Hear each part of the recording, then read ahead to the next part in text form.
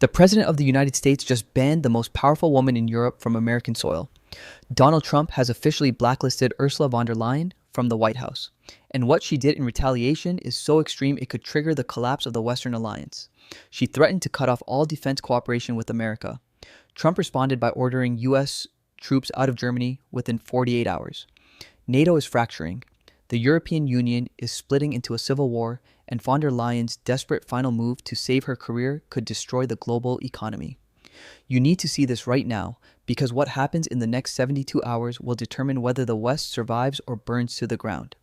Listen carefully, because what I'm about to tell you has been deliberately hidden from the mainstream media. 3 days ago, the White House released an official diplomatic notice that detonated like a bomb across Brussels. Ursula von der Leyen, President of the European Commission and the face of European power, has been placed on a restricted access list. She is banned from entering the White House. She cannot attend diplomatic summits. She cannot participate in official bilateral meetings. The most powerful woman in Europe has been declared persona non grata by the President of the United States. This isn't a scheduling conflict. This isn't a political disagreement. This is a declaration of war. And the reason behind Trump's decision is something Brussels has been trying desperately to bury. The breaking point came during a closed-door meeting in Brussels last week. Von der Leyen announced to European leaders that the EU would immediately impose emergency tariffs on American technology companies. We're talking about Apple, Google, Microsoft, Amazon, and Meta. The tariff package totals $87 billion and would take effect within 30 days. But this wasn't just about trade. Von der Leyen's internal memo, which was leaked to American intelligence 48 hours later, revealed the real strategy. The tariffs were designed to break American tech dominance in Europe and force these companies to relocate their operations, their intellectual property, and their revenue streams to EU-controlled jurisdictions. This wasn't taxation. This was economic theft disguised as regulatory policy.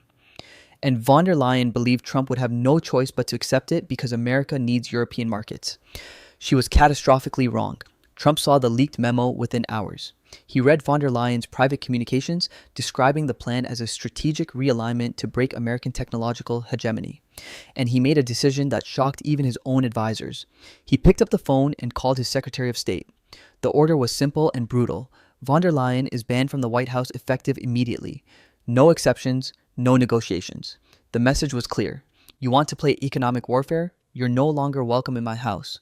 But Trump didn't stop there. He went public. During a press conference at Mar-a-Lago, Trump looked directly into the camera and said that Ursula von der Leyen has declared economic war on American companies and American workers. He said she wants to steal our technology and destroy our businesses. And he said, America will not negotiate with extortionists. The room went silent. Nobody expected Trump to go nuclear this fast. Within 6 hours, von der Leyen's office released a statement. It was carefully worded, it was diplomatic, it was designed to de-escalate. But behind the scenes, she was in full panic mode. Her advisors told her that Trump's ban had destroyed her credibility on the global stage. European leaders were privately asking whether she had miscalculated so badly that she turned America into an enemy. And the markets were starting to react. The euro dropped 2.3% against the dollar in a single trading session. European tech stocks collapsed. Investors were moving billions out of EU assets because they understood what Trump's move really meant. The transatlantic alliance was fracturing in real time, but von der Leyen refused to back down. She couldn't. Her entire political identity is built on standing up to America and asserting European independence. If she retreated now, she would not be finished. So, she made a decision that will go down in history as one of the most reckless gambles in European politics. Von der Leyen called an emergency session of the European Council. She walked into that room and announced that if Trump wants to treat Europe as an adversary, then Europe will respond as an independent power. She proposed an immediate suspension of all EU defense cooperation agreements with the United States. This includes intelligence sharing, joint military operations, cybersecurity coordination, and logistical support for American forces stationed in Europe. She told European leaders that the EU must send a message to Washington that Europe will not be bullied. And then she dropped the real bomb. She announced that the European Commission would convene an emergency summit to formalize the decoupling of European defense policy from American strategic interests. The goal was to create a European defense framework completely independent of NATO and completely free from American influence. The room exploded. German officials were stunned. French representatives were calculating political angles. Smaller nations were terrified, but von der Leyen pressed forward. She demanded an immediate vote, and in a shocking turn, she got it. The European Council voted 18-9 to authorize von der Leyen to proceed with the emergency summit. Europe had just voted to break with America. The news reached Washington within minutes. Trump's reaction was instant and brutal. He ordered the Pentagon to prepare withdrawal plans for U.S. troops stationed in Germany. Not in 6 months, not in a year, within 48 hours. The Pentagon went into crisis mode. Military planners were told to execute an emergency extraction of American forces from Ramstein Air Base, Spangdahlem Air Base, and multiple installations across Germany. We're talking about 35,000 American troops and their families. We're talking about the entire logistical backbone of American military power in Europe. And Trump wanted them out before the end of the week. The order leaked to the press within hours. German officials called it unthinkable. Brussels called it an act of aggression. But Trump's message was crystal clear. You want to cut defense cooperation? Fine. We're gone. Defend yourselves. The German government went into total panic because they understood what this really meant. Without American troops, Germany's defense infrastructure collapses. Without American intelligence, Germany is blind to threats from Russia and beyond. And without American military presence, Germany loses its entire strategic leverage in European politics. Chancellor Friedrich Merz called the White House 17 times in 3 hours. Every call went unanswered. Then von der Leyen made her next move, and it was the most desperate gamble of her career. She announced an emergency NATO meeting to be held in Brussels within 24 hours. The purpose was to formally challenge Trump's troop withdrawal as a violation of NATO treaty obligations. She believed that if she could get NATO members to condemn Trump's decision, she could force him to reverse course. She believed that NATO unity would override Trump's anger. She believed wrong. When the invitations went out for the emergency NATO meeting, 2 of Europe's most powerful leaders refused to attend. Viktor Orban of Hungary and Giorgia Meloni of Italy both publicly declined. And they didn't just decline quietly. They released statements backing Trump's position. Orban said that von der Leyen's tariff plan was an attack on the transatlantic alliance and that Hungary would not participate in any scheme designed to undermine American interests. Meloni was even more direct. She said that Trump was right to defend American companies and that Europe's leadership had lost touch with reality. She called von der Leyen's emergency summit a political stunt and said Italy would not sacrifice its relationship with the United States to satisfy Brussels bureaucrats. The European Union fractured in real time. Within hours, Poland's government issued a statement expressing serious concerns about any measures that could weaken NATO. The Czech Republic followed. The Baltic states went further, publicly stating that American military presence in Europe is non-negotiable and that any attempt to decouple from U.S. defense commitments would be catastrophic. Von der Leyen's emergency NATO meeting was collapsing before it even started. She had gambled that European unity would hold. She had gambled that Trump would be isolated. Instead, she was watching the European Union split into pro-American and anti-American factions. And the pro-American faction was winning. The bond market started to react. European government bonds sold off as investors realized that the EU was heading toward a constitutional crisis. Currency traders began dumping euros in anticipation of political chaos. And behind closed doors, European finance ministers were asking themselves the same terrifying question. What happens if von der Leyen's leadership completely collapses? What happens if the European Commission loses all authority? The answer is something nobody wanted to face: the end of the European project as we know it. But von der Leyen wasn't finished. Cornered and desperate, she made one final move that has left everyone in absolute shock. She called an emergency meeting with Germany's Chancellor Merz and France's President Macron. And in that meeting, she delivered an ultimatum that nobody saw coming. She told them that unless Germany immediately increases its EU budget contribution by 200%, she will resign as president of the European Commission and publicly blame Berlin for the collapse of European unity. Let that sink in. Von der Leyen is threatening to detonate her own career and take Germany down with her unless Merz writes a check for hundreds of billions of euros. This isn't negotiation. This is political suicide bombing. And the German response is going to determine whether Europe survives the next 72 hours. So right now, at this exact moment, 3 crises are converging into a perfect storm. Trump has banned von der Leyen and ordered U.S. troops out of Germany. Von der Leyen has triggered a civil war inside the European Union, and now she's threatening to resign unless Germany pays a ransom that could destroy the German economy. The question isn't whether this is serious. The question is whether you understand how close we are to witnessing the complete collapse of the Western alliance.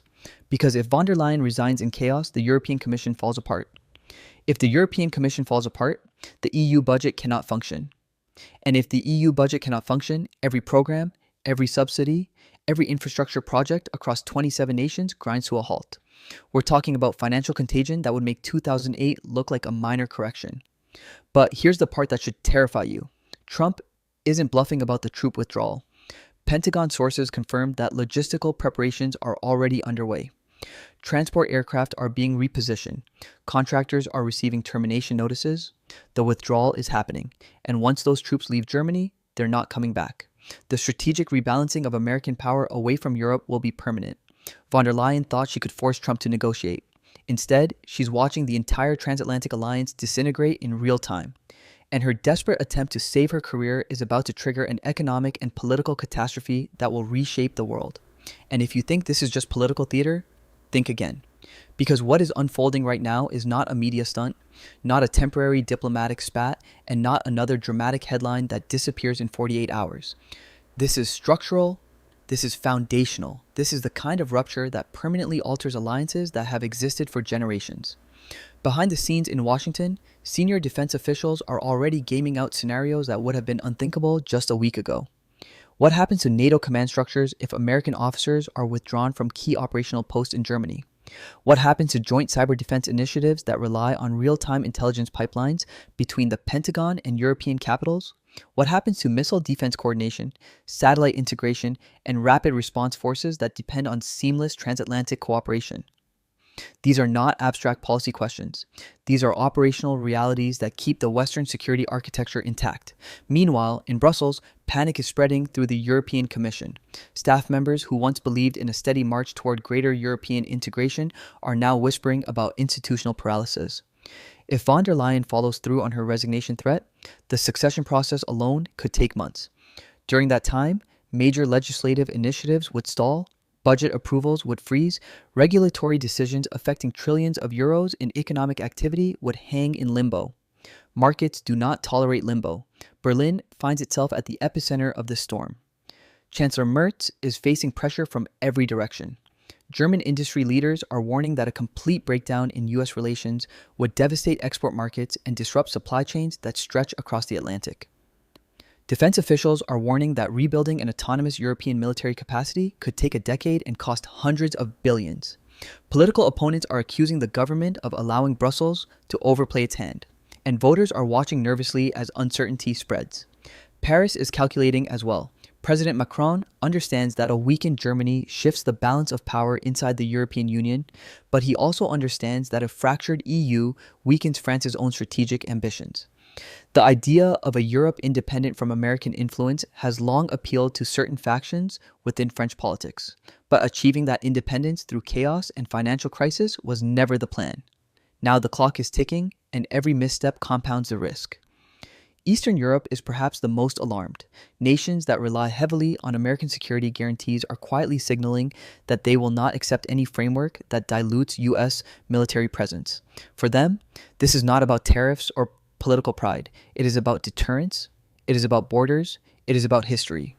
Any perception that America is disengaging from Europe sends shockwaves through capitals that remember all too well what happens when great powers recalculate their commitments. Financial markets are beginning to price in worst-case scenarios. Insurance premiums on European sovereign debt are edging upward. Corporate boards are postponing investment decisions. Multinational firms are reviewing contingency plans in case regulatory retaliation escalates into full-scale trade conflict. Currency volatility is increasing as traders attempt to interpret political signals that change by the hour. And then there is Washington. Trump's inner circle reportedly views this confrontation as a defining moment. For years, he argued that European leaders took American protection for granted while undermining American economic interests. Now, in their view, the mask has slipped. The tariffs, the defense decoupling proposal, the budget ultimatum, all of it reinforces their belief that a strategic reset was inevitable.